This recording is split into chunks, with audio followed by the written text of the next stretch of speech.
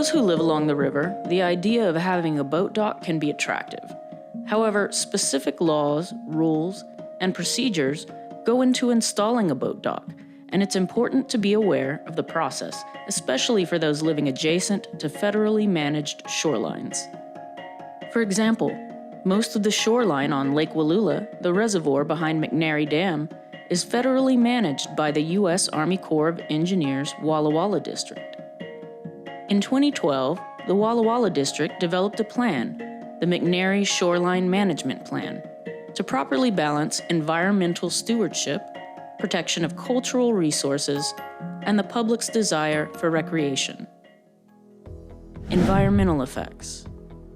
While boat docks may seem innocuous, development along the shoreline can pose problems from an environmental perspective. Lawns and artificial structures can interfere with wildlife habitat, limiting nesting opportunities for birds, causing erosion, or providing improper shade along the river's edge.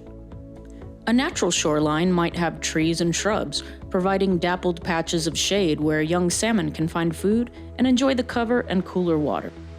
This natural covering is very different from the shade created by a dock, which can provide ideal hiding spots for predators.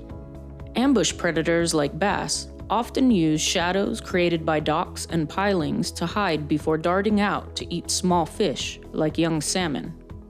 Because some docks and other structures pose a problem to the Corps' mission of environmental stewardship and hamper recreational access to the river, the Shoreline Management Plan comes into play. There are rules applicants must follow when applying to build a boat dock. For example, docks must allow for at least 50% light penetration, using grading with minimal floats underneath to avoid creating hiding places for predators.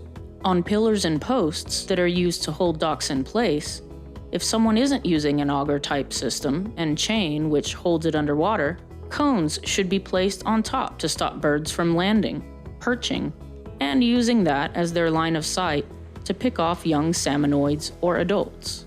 There are also materials to consider. There are certain materials that are more environmentally friendly.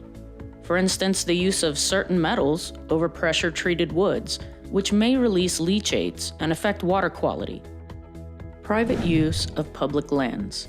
Even though some of the people who live along the shoreline can apply for private docks, the land along the shoreline is still public land and is open to public access. A homeowner cannot, for example, mow the land around the dock without permission, clear vegetation, or add fences or decorative features. The land should not look like private land. It's acceptable if you have a picnic table or a chair for the day, but at the end of the day, you must take those items back to your property. Those who are out recreating are allowed to walk across federally managed shorelines freely.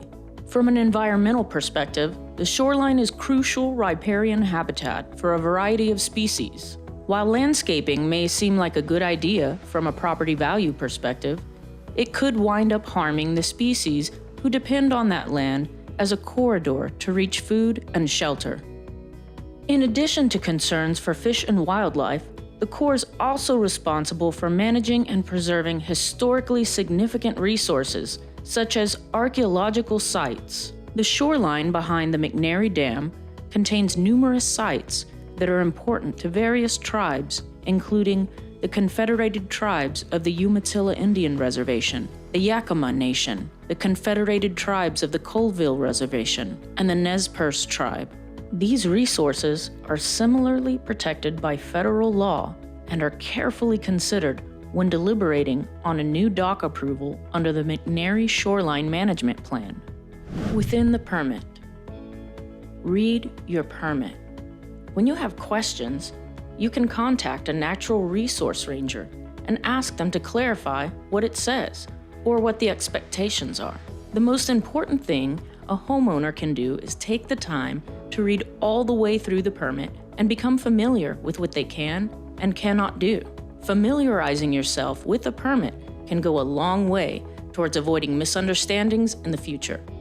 Make sure there's nothing in direct conflict with your permit, as that will put you at risk to lose your boat dock permit.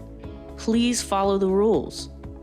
The process of getting a permit to build or keep a boat dock can be time-consuming, as the Corps must evaluate the effects of each individual proposal on environmental and cultural resources. Proposals may need to be altered so that construction plans meet regulations. Once approval is given for construction of a new dock, additional coordination is needed to make sure construction occurs within a time frame that won't affect the fish swimming up or down the river.